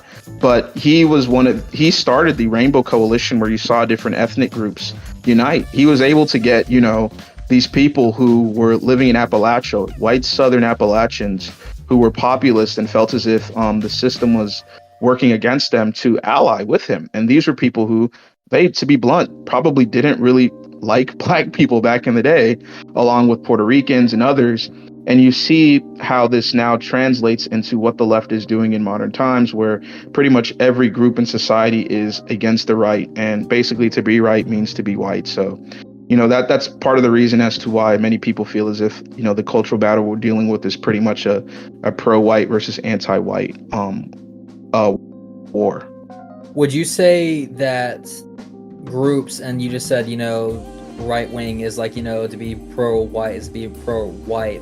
Sorry, to be pro-white is to be pro-right. In a sense, do you feel like, I know Tucker Carlson spoke on this actually recently, where he said, hey, eventually we're going to lead to a point where it's just going to devolve into like identitarianism, where everyone's like getting into their camps, and we're going to reach a boiling point where there's like no return. How much does Rufo touch on this necessarily, especially in regards to political landscape? So that is certainly something that many people on the right that are fans of Rufo wished he talked about, because many people that are to the right of Rufo don't actually believe in the colorblind society that Rufo's trying to promote. Not because some of them are probably racist, but the vast majority of them, I guess I would describe them as just being like racially conscious to some extent. Although many of them, I think, take it a little too far. But Rufo doesn't really seem to be someone who is really trying to make this like the whole, okay, well, the left's main intention is to be anti-white. He does certainly point out that many of these liberal intellectuals at that time were basically designing a system that was going to, crumble the white regime that had existed in the past. And, an example of this is like Derek Bell, where, he was a racial pessimist and he really didn't like white people at all. He basically resented them. There's like this running quote where he was saying, like, I live to harass white people just ultimately at the end of the day. And what happens there is pretty, like with him, you kind of get the emergence of the diversity and equity and inclusion, which I'm sure we're going to talk about in a second. But to go back to Rufo, his goal with this wasn't really to talk about the hatred of white people, although he was pointing out that they really did say some really scary things towards white people. It was really just to simply point out that, hey, look, if we want to be a meritocracy, we have to change. Affirmative action's not good. DEI isn't a good thing. These woketards are in power and we have to change things. And that pissed off a lot of people. I certainly thought he was someone that was going to buy into that view. And I was a little disappointed when he didn't, mainly because I wanted to see how he would argue in comparison to many people that are just simply like writers and they haven't written a book. And then to see, what footnotes he would provide for things like this. But he unfortunately didn't. So that would be the biggest criticism of his book. Okay, and we're going to go on to the next subject where you actually brought up, diversity, equity, and all of this fun stuff. What is your general thoughts on this, and how does that align with Rufo and his writing? Okay, so before I do that, there are a couple of things that I think I need to address beforehand. So I will probably be talking for a little bit, and then if you need me to stop and then ask questions, you can obviously do that. But to go back a little bit to what Caldwell was talking about when he was talking about the significance of the Civil Rights Act of '64, one thing I didn't bring up earlier, which I want to do now, is talking about maybe potentially how this new constitution emerged, because without this constitution, we don't get DEI. And Caldwell himself doesn't really give a good explanation for this, or to be blunt, he really doesn't give a reason at all. But he does point to two things which I think are incredibly important, which many people who are libertarian love talking about, which is the significance of FDR. And with FDR, we kind of know that the executive branch dramatically grows in power. I remember even in high school, I could find a moderate, U.S. history teacher that would even point out that, any expansion of the executive branch was pretty much unconstitutional. That would have been the view for most lawyers, most judges back then, most politicians, but then it eventually became something where we normalized it. And with this, at the same time, with the executive branch, you see the rise of the modern bureaucracy. And what happens now is that since judges are not enforcing the original Constitution, and over time, judges are becoming more liberal, We see this with the Warren Court and whatnot, along with the bureaucracy. You see two groups now all of a sudden writing laws, and it weakens the ability for Congress to do anything if Congress is not submitting to the will of the Leviathan ultimately.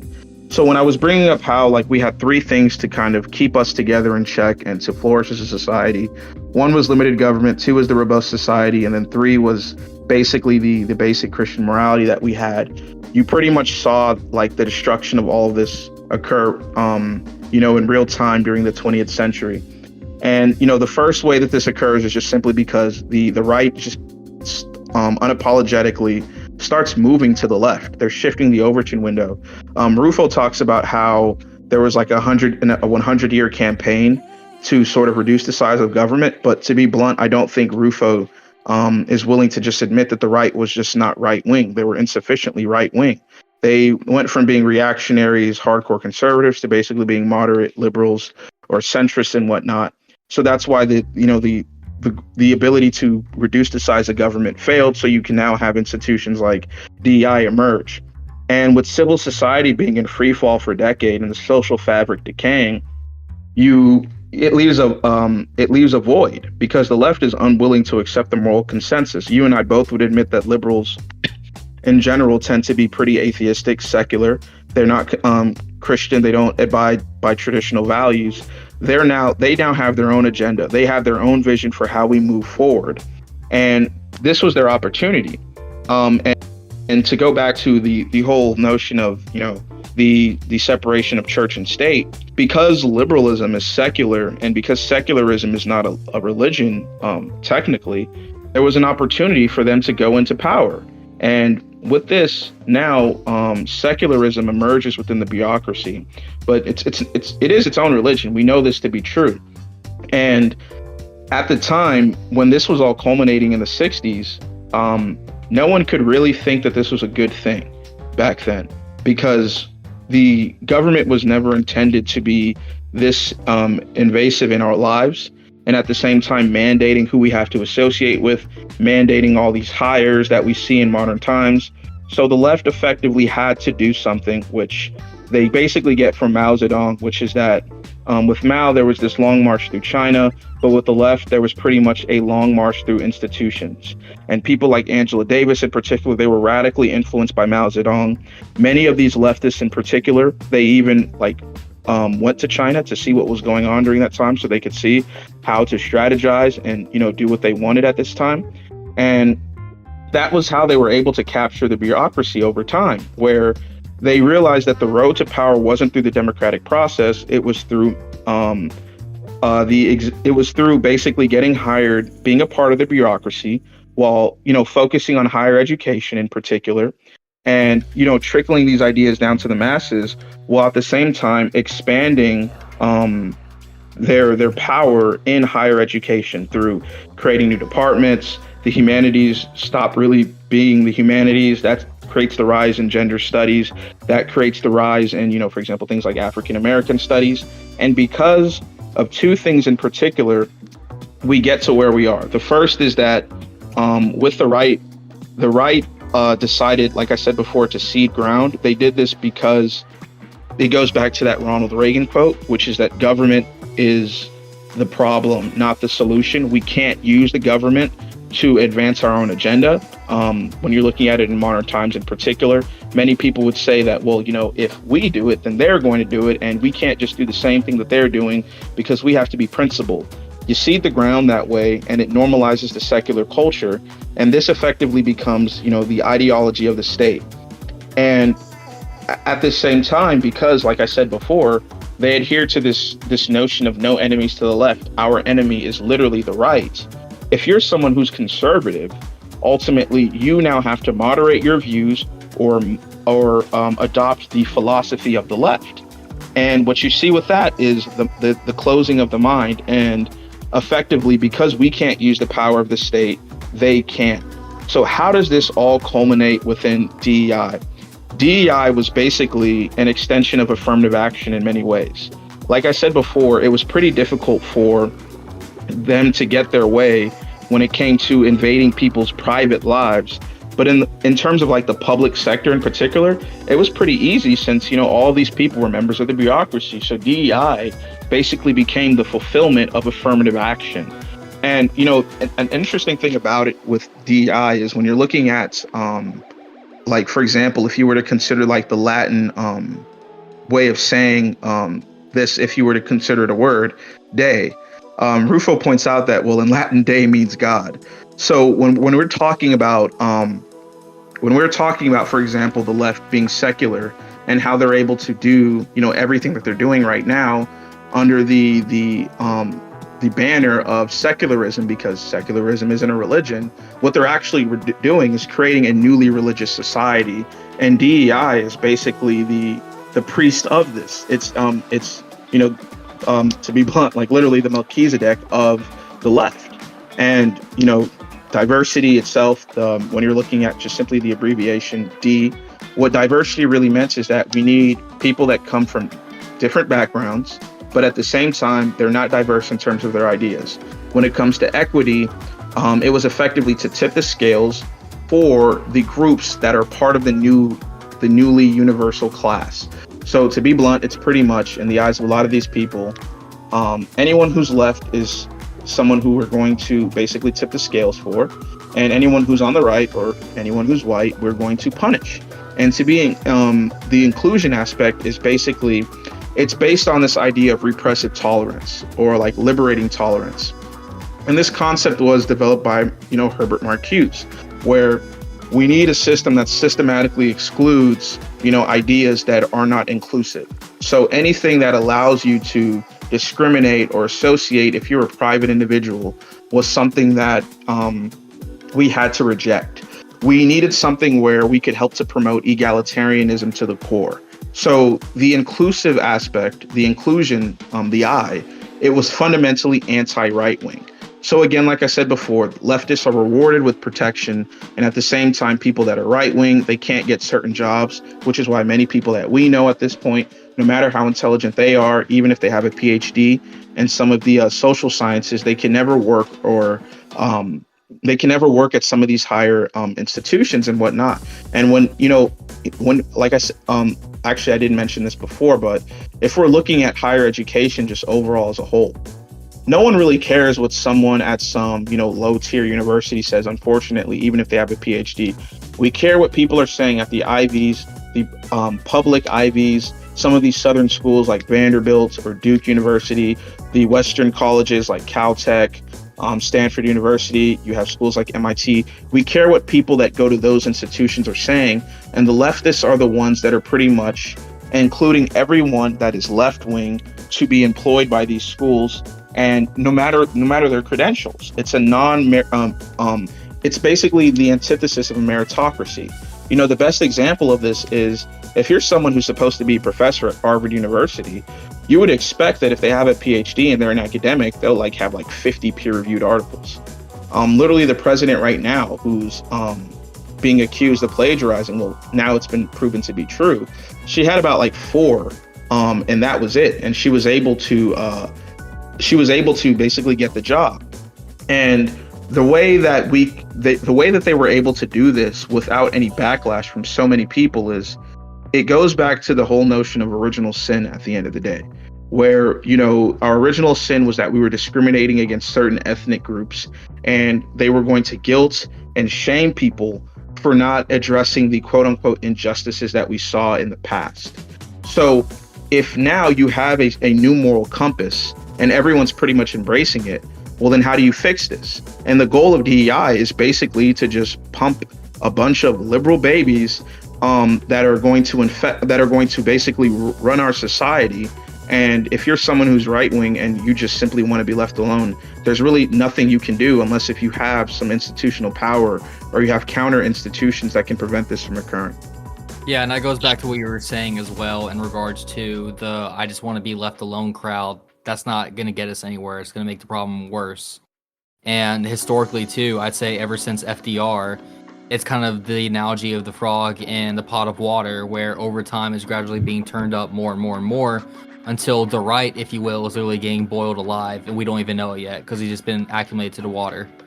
Yeah, definitely is. And when we're looking at the right in particular as of right now, because many people may say, well, the right did actually try to push back in many instances. No, it's absolutely not true. Like I said before, there are no enemies to the left if you're left wing at this point.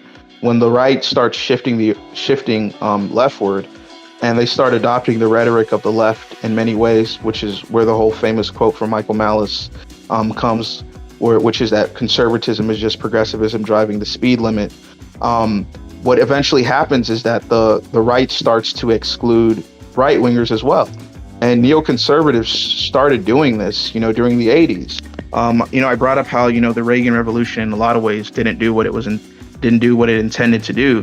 From the start of it, it was already subverted by certain neoconservatives or certain people that were already paying lip service to the left, where someone like Emmy Bradford, who was supposed to be employed by the Reagan administration, was pretty much condemned, and someone else ended up getting the job. And you see this, you saw this over time in the right, like, famous one, Dinesh D'Souza. No matter what he's saying right now, when it was in the 90s in particular, he was certainly trying to prevent certain right wingers from maintaining their status.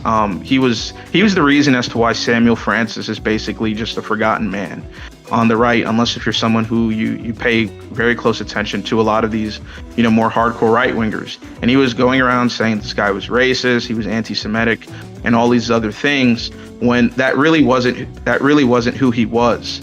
And so you see this in modern times today, where you're seeing online or with some politicians.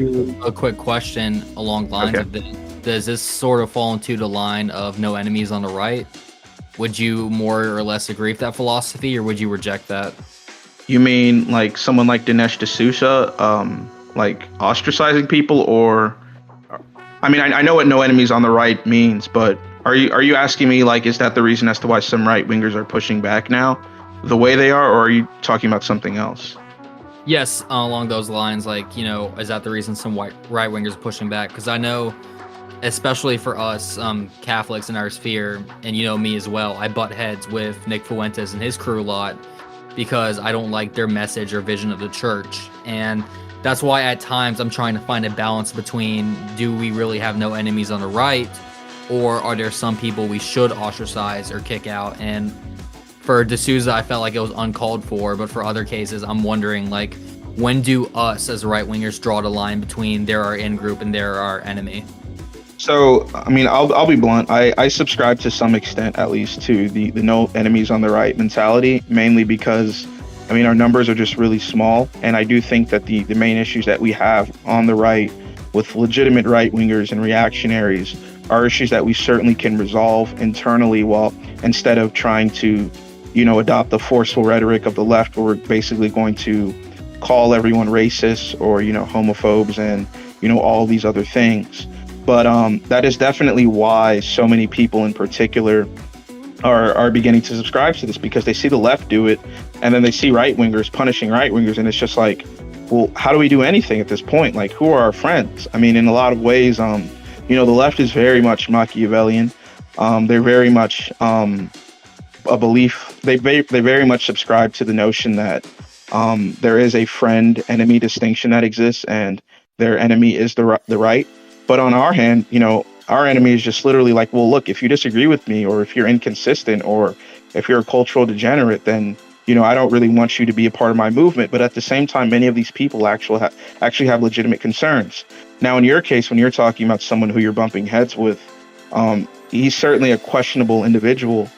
But I will say that I think on the right, if we focus too much on people like that, we create an environment in which we're not focusing on our real enemy. Because at the end of the day, it's not, people like the guy you mentioned who are the ones that are trying to punish, you and I. It's the left in particular. So that's really where it comes from. It's not that, we don't have legitimate grievances. It's that there's always a bigger grievance that's out there, and that's what's supposed to unite us. There's a bigger fish to fry, basically, as in we have bigger things to worry about. And that's something I could understand and see, especially with, I guess what I mean you would disagree on is I'm a lot more optimistic for the right, as in I see us growing as a movement.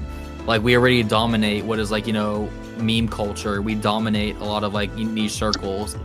But the only issue is, how do you promote this to like the normie or like the layman or modern society is what's a struggle, especially like we've been saying this entire podcast, how heavily indoctrinated and brought up into liberalism it is, where, like you said, liberalism is a god, and those who get punished are those who do not bow before the altar.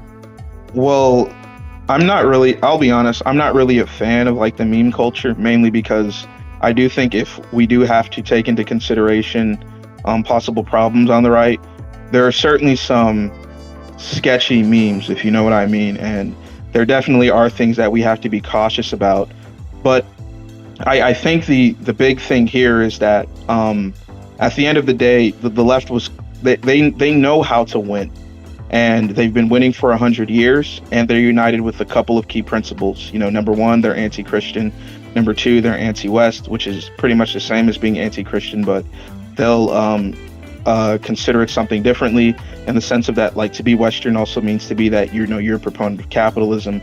Number three, they're anti anything that supports tradition. And number four, they are very much interested in uniting any group that feels as if there are systems of oppression that are preventing people from having upward mobility in society. But on the right, what are the central things that unite us? Is it that just simply we want to own the left? Is it that we just, have memes that we can use? Religion is certainly something that, it's certainly the uniting, factor in our lives in many ways. But in the political realm, we do have issues there, obviously, Protestants versus Catholics versus Muslims, et cetera, et cetera. So there have to be other things that effectively unite us.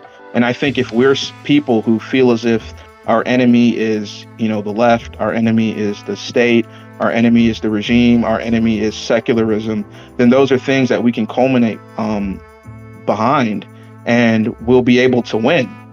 I'm more pessimistic than you, to be blunt, mainly because when you're looking at some of the people nowadays that are starting to even adopt some of the rhetoric we have, like Charlie Kirk, or even like Dinesh D'Souza, I remember like where they were in the past, and they didn't like have the values they have right now. So is it that they're lying to us, or are they actually, waking up? But there are things that I think that allow for the right to unite in a more fluid way, because when you go back and you look at the left, one of the things that Christopher Rufo points out in particular is that there were certain divides that existed within the left back then that prevented them from amassing power and being able to have a united front against the United States regime back then. And it was that when you're looking at, for example, someone like Angela Davis and many people that were influenced by Black liberation and Black revolutionary movements, they adhered to the values of progressivism mainly because they hated white people and they hated capitalism. But the hatred for white people, because you could see the oppression in real times in their eyes, was enough to the point where they didn't want to be associated with many people that were white. And, some of these other white intellectuals, they were just like, well, what the heck are we going to do? We need to do something in order to unite. Look, I'm your friend here. And, some of these people were saying like, look, you're my enemy. And I think in modern times, when you're looking at us, sometimes it kind of seems that way. So again, I think we need something that allows us to be pretty fluid.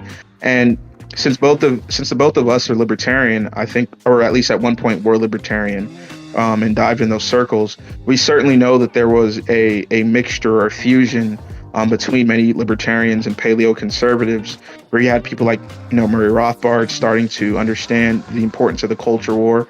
And at the same time, you had people like Pat Buchanan in particular starting to understand the danger or the nature of the regime and the state, and how, state power is really in a lot of ways at the hands of the things that we see. I think we can kind of see that fusion in modern times today, where you have many libertarians that are more open-minded, talking about the role of things like war, immigration, monetary policy, the essence of the state, mixing themselves with people that are talking about the concern for Western civilization, which is why many people that are libertarian are starting to understand the significance of Christianity and the significance of a social sphere holding everything together, because the social sphere is what allows for liberty and for knowledge and wisdom to flourish, and without that you won't have freedom. So And that's there's a little certainly room for us. too. Yeah, I would argue that's a large split too. You see in libertarian circles, because I know right now a lot of the big debates in them, because I'm still have contacts with a lot of those guys, is that you have the Ayn Randian objectivists who are taking a very strict atheist approach to everything, and very hard on legality and like nothing at all in morality. And then you have what I call like the libertarian Catholic pipeline, where there's a lot of individuals like myself, like you, who come to the church and realize, libertarianism isn't enough. And it's us trying to search for solutions, where you have the objectivists saying, like, are you truly on our side? And then us vice versa saying, are we considering you on our side as well? And that's something I find very interesting. Yeah, that's definitely true. The one thing I will say about that is that many people may disagree, but when it comes to libertarianism, it's not like a one-dimensional philosophy. It's really, in a lot of ways, it's really just a legal system that's based on property rights, which the basic, premise there, I fundamentally accept. But in a lot of ways, you can be right-wing and be libertarian, and you can be left-wing and be a lolbert, or a libertarian if you want to call yourself one still. So I think in the case of people that tend to be like atheistic and secular, like a lot of times what you see with a lot of these libertarians is that they're actually left-wing, and they in no way will ever accept support. They never will accept the right being in power. So if that's the case, then we can just consider them leftists. I really think at the end of the day, the real distinction that we have to make in politics is to be right-wing or to be left-wing, to be reactionary or to be progressive. And when you're looking at someone like Hoppe, he makes it pretty clear, like every conservative should be libertarian, every libertarian should be conservative. And I think that just fundamentally culminates into you being right-wing, where we believe in hierarchies, traditions, a natural order that exists, and meritocracy. And on the left, they believe in inclusion, egalitarianism, secularism, and the equity, just ultimately, and diversity and multiculturalism. While on the right, again, we believe in like one identity, one nation, one people, and that should be the divide. So, just at the end of the day, just chop it up to that rather than like focusing on like the internal struggles with libertarians. Just call some of them right wing and some of them left wing. That's what I do. Sounds good. So this has been a pleasure going on this long tangent, but I think we should go back a little bit to some closing thoughts in regards to Rufo and his book, Cultural Revolution. So my last questions I'm going to ask you is, does Rousseau, well, you already answered that, my apologies. I'm trying to think of how I want to word this. In your opinion, are there any alternate approaches to address the challenges presented in his book at all? So Rufo pointed out that, one of the things that we need to do at this point is just to gut DEI, which is just common sense. But this is tricky because on the one hand, you have some people that are basically just saying the right should just seize all of these institutions and, voila, there we have it. But on the other hand, Rufo is more so talking about how the only way that we can get, our society to work again is to actually focus on meritocracy. So we should certainly cut back on DEI, but we should certainly staff, academia with right-wingers. So, one thing that I'm sure you're familiar with is that many right-wingers in particular, they have begun to tell people don't go to college. That makes no sense at all when you really think about it, because like we said before, or I said before, college is at the center, or universities are at the center of our civilization. And if right-wingers are not going to institutions, then the left is just going to continuously pump these crazy left-wing babies.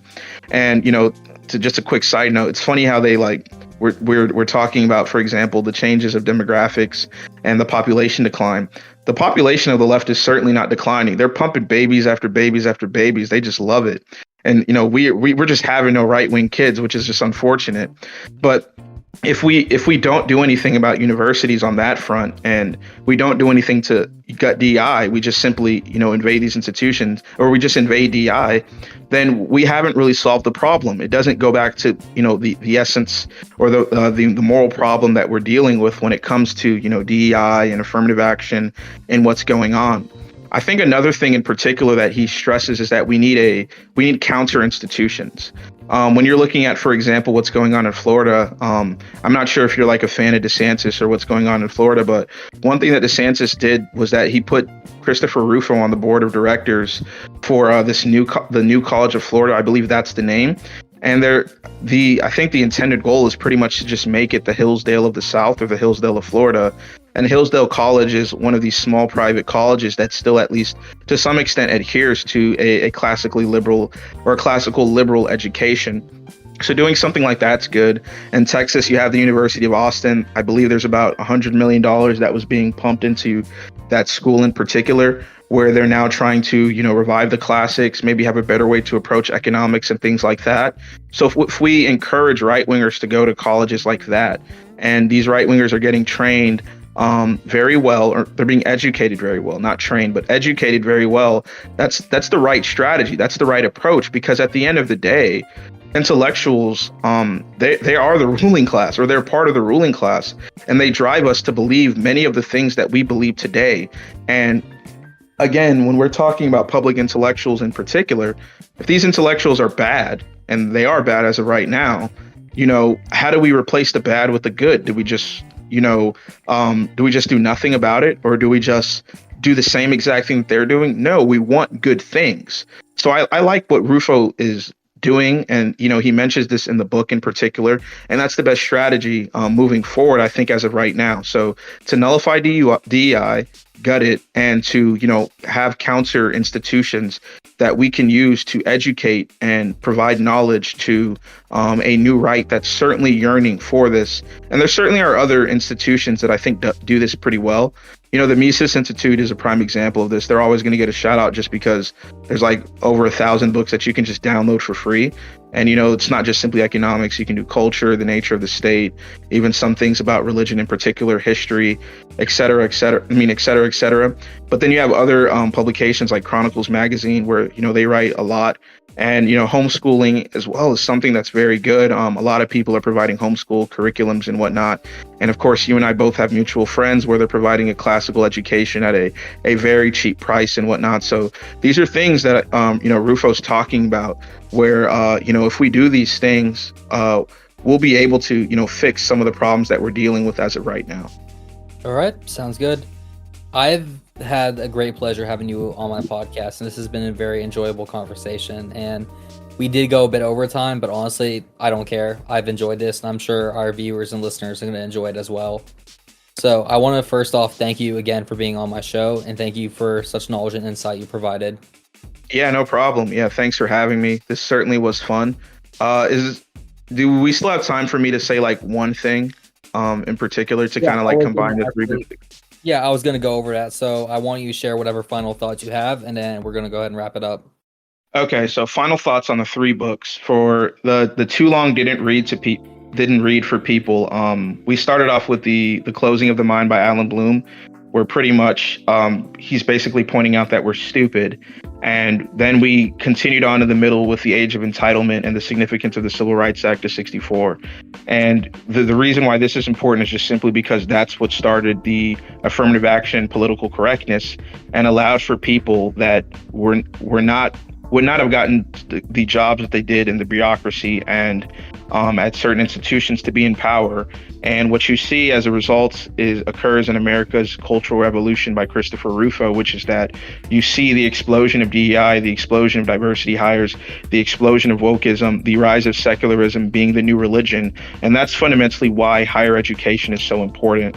So when you see the ground to the left, you just allow the Overton window to shift. And the only way that we can push back is to be firm, to point out that there is something that's true, that's beautiful, that's the just, and we're ordered to all of that at the end of the day, that there was a form of liberal education that we received in the past that caused us to be smarter and more intelligent.